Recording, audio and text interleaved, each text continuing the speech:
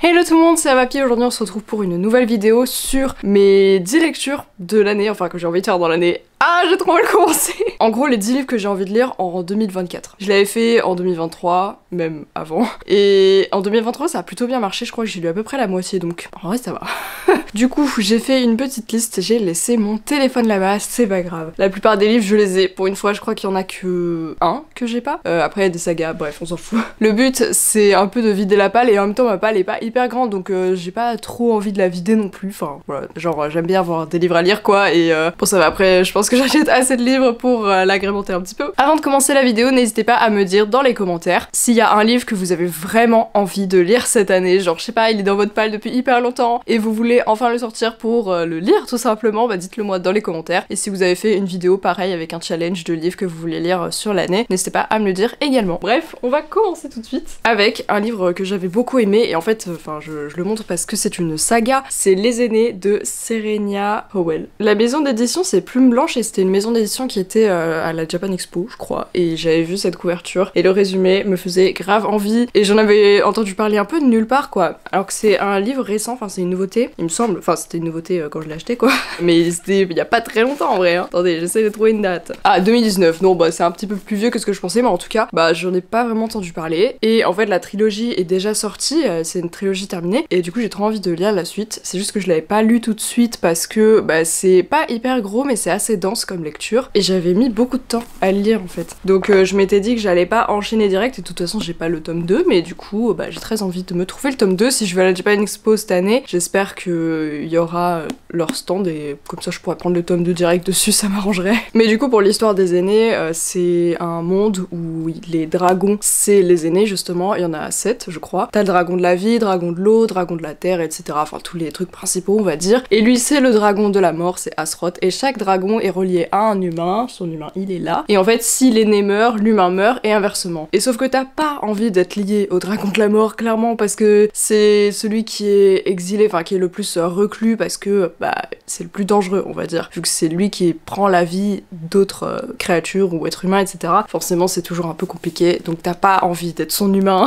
Enfin bref, c'est très long à expliquer. J'avais déjà fait un résumé dans un vlog quand je l'avais lu, donc au pire je vous le mettrai ici si je retrouve la vidéo. Voilà, mais c'était hyper cool, l'univers était hyper dense, hyper cool. Voilà, donc trop envie de savoir la suite. Ensuite, un livre dont j'entends parler depuis pas mal de temps et que j'ai trop envie de lire, c'est La passeuse de mots de Alric et Jennifer Twice. Le truc qui m'a fait encore plus craquer, c'est que Crystal Dabos avait fait un live avec les auteurs de cette trilogie, je crois que c'est une trilogie, et ils en parlaient trop bien, et enfin voilà, ils expliquaient un peu leur processus d'écriture, etc. Et j'aime trop les vidéos comme ça, et du coup ça m'a encore plus donné envie de l'acheter. Voilà, donc maintenant je l'ai pas encore lu, mais j'avais essayé de l'écouter en audio, et sauf que les livres audio ça passe pas du tout avec moi, j'arrive pas du tout à me concentrer, enfin je comprends rien, je retiens absolument rien. Du coup je préfère l'avoir même en physique et tout. Alors celui-là je l'ai mis, mais ça va être un peu plus compliqué. C'est Murtagh de Christopher Paolini. Clairement j'ai trop envie de le lire cette année, parce que déjà quand il est sorti j'avais trop envie de le lire, mais je me suis dit je vais me refaire toute la saga d'abord. Donc l'année dernière je me suis refait Eragon, là je suis en train de lire L'Aîné, donc le tome 2, mais c'est quand même des gros pavés, enfin genre ça se relit pas en 2 secondes quoi, donc j'essaye quand même d'aller un peu plus vite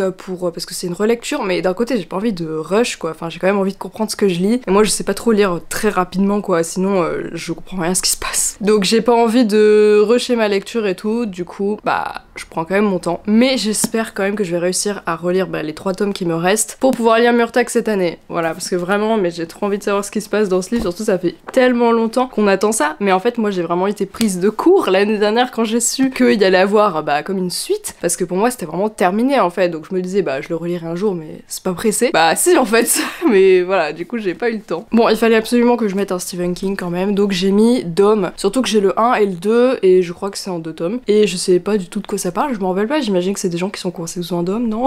Ouais, sous un champ de force invisible, et ils sont coincés à l'intérieur, comme dans le film des Simpsons.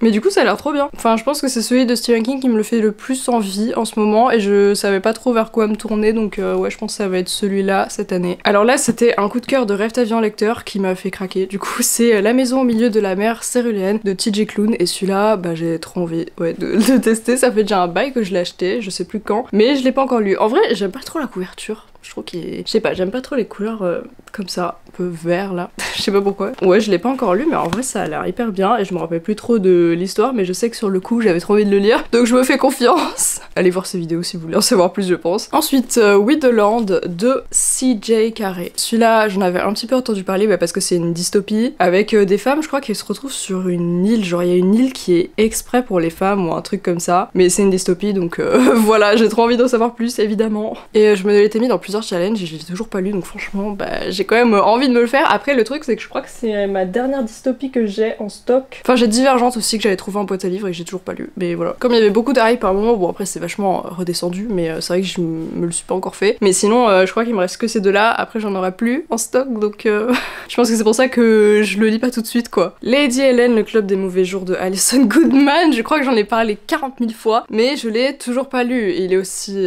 énorme. Mais ouais, j'ai trop envie de le lire pour me rappeler un peu l'univers de la passe miroir et tout, même si ça a pas de rapport direct, c'est juste que ça ressemblait. Il y avait des gens qui disaient que ça ressemblait un petit peu, enfin, dans le genre d'univers que c'est, on va dire. Enfin, je sais pas en fait, mais bref, du coup, je m'étais dit, j'ai trop envie de tester et tout. Enfin, les gens qui avaient lu la passe miroir, en gros, recommandaient cette saga, donc je me suis dit pourquoi pas. Et j'avais acheté le tome 3 sans faire exprès, je croyais que c'était le 1, mais en fait c'était le 3. Et l'année dernière, je me l'étais mis justement dans ma liste de 10 livres à lire, je crois. Et sauf que j'avais pas encore le tome 1, du coup, je me le suis pris.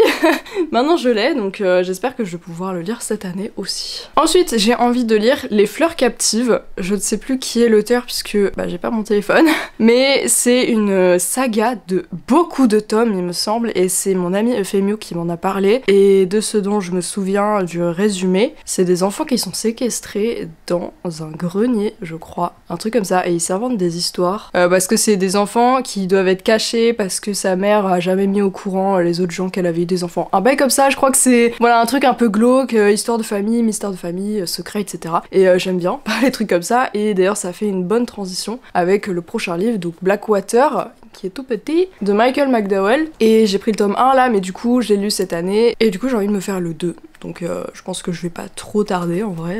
J'hésite même à tous me les prendre d'un coup, mais bon en vrai je pense que je vais quand même les prendre un par un. De toute façon je peux pas me prendre le coffret puisque j'ai déjà le tome 1, donc ce serait un peu bête. Mais pareil, c'est des histoires de famille, de mensonges, de trahison, d'égoïsme beaucoup.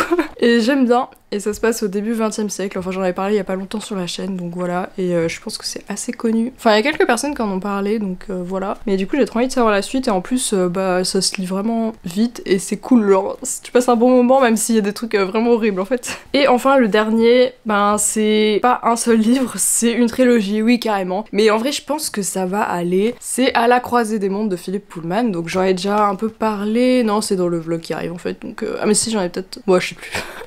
Je sais plus si j'en avais déjà parlé dans le dernier vlog, mais sinon ce sera dans le prochain. Parce que bah, tout simplement j'ai bientôt fini le tome 1, voilà, je suis presque à la fin. Il me reste 45 pages, donc là je vais le finir aujourd'hui c'est sûr. Et franchement j'aime trop, je connaissais pas, enfin je connaissais de nom mais j'avais jamais lu, et il me semble que c'est un énorme classique de la fantasy, donc voilà, c'est trop bien. Et du coup je me suis pris les 3 tomes direct, quand j'ai vu qu'ils étaient bah, à la librairie où je suis allée, et sachant que j'avais pris de base à la bibliothèque l'intégrale, et franchement l'intégrale il fait hyper peur, genre il fait plus de 1000 pages et tout, mais quand tu les vois comme ça, bah en vrai ça va, hein. Ça fait beaucoup moins peur comme ça, mais bon du coup je vais aller le rendre, puisque en fait j'avais envie de les avoir pour moi, parce que je voyais que vraiment genre c'était trop bien en fait, et du coup je voulais pas le rendre à la bibliothèque, donc voilà. Mais là il me reste vraiment pas grand chose, et je pense que c'est possible en vrai de se faire toute la trilogie, parce que je vais essayer de pas enchaîner non plus, mais à mon avis ça va être un peu dur. En fait ça dépendra du suspense qu'ils mettent à la fin du tome 1.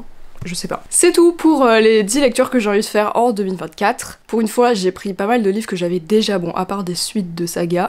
Mais c'est moins difficile d'acheter une suite de saga, je trouve, parce que c'est juste logique, en fait, genre t'as envie de savoir la suite, plutôt qu'un one-shot, enfin bref. Mais du coup, j'espère que je vais réussir. Bon, à tous les coups, je lirai pas les 10. Mais quand même, j'ai vachement envie de tous les découvrir, on verra bien. Murtag, c'est surtout celui-là, je sais pas du tout si je vais pouvoir, parce que, bah voilà, faut que je me refasse toute la saga, je sais pas si je vais y arriver en un an, ça passe tellement vite qu'on est déjà en février, genre ça n'a aucun sens. Mais au moins, déjà il y en a un qui va pouvoir être coché bientôt, puis on verra bien si j'y arrive. Merci d'avoir regardé cette vidéo, n'oubliez pas de lâcher le petit pouce bleu, de lâcher des commentaires aussi, j'y répondrai, et n'oubliez pas aussi de vous abonner à la chaîne, c'est hyper important, et nous on se retrouve dimanche prochain pour une nouvelle vidéo. Bye tout le monde!